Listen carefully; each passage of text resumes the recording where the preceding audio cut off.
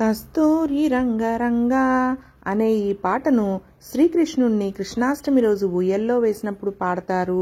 అలాగే చంటిపిల్లల బారసాల రోజును కూడా ఈ పాటను పాడుతూ ఉంటారు.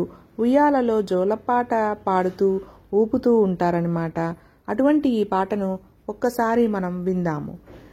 కస్తూరి రంగరంగా నాయన్న కావేటి రంగరంగా శ్రీరంగరంగరంగా నిను బాసి ఎట్లునే మరచుందురా కంసుణ్ణి సంహరింప సద్గురుడు అవతారమెత్తెనప్పుడు దేవకీ గర్భమునను కృష్ణావతారమై జన్మించెను.